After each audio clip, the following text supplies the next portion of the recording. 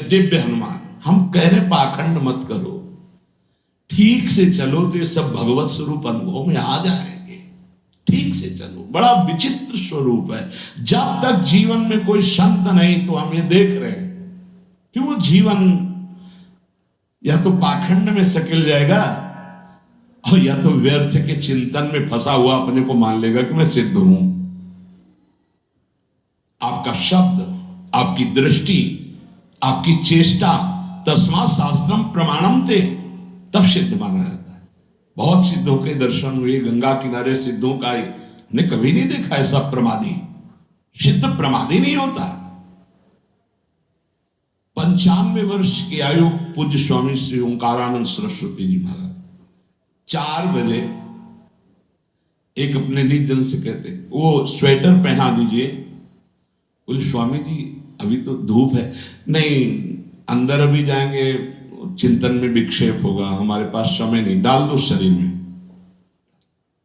अब इसका एक साधारण शब्द हुआ, इसका प्रभाव इतना पड़ा कि इतनी अवस्था में इतने चिंतन परायण की स्वेटर पहनना है ये स्मृति बाधा ना पहुंचा पावे, डाल दो शरीर में। कितना सूक्ष्म।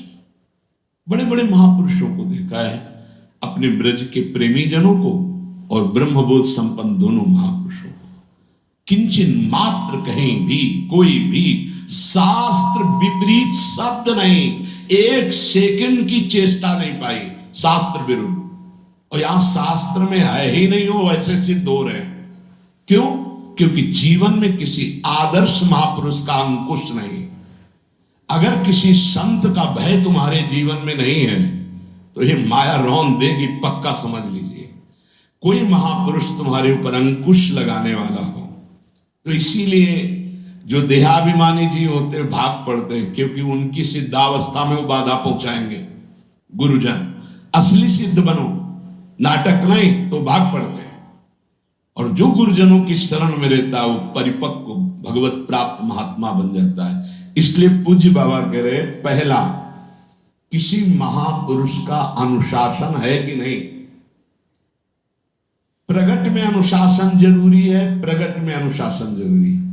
नारदानंद सरस्वती जी महाराज नैमिषारण्य के पीछे आए थे, कुछ परिक्रम उन्होंने बताया। अब वो पधार गए जो वहां के अधिकारी बनाए गए, विवेकानंद जी। नए वस्त्र धारण करके आ गए। सदुवई में मना है, यदि ऊपर का नया वस्त्र हो तो नीचे का पुराना और मलिन होना चाहिए। अगर नीचे का तो फिर ऊपर का पुराना मलिन, मैच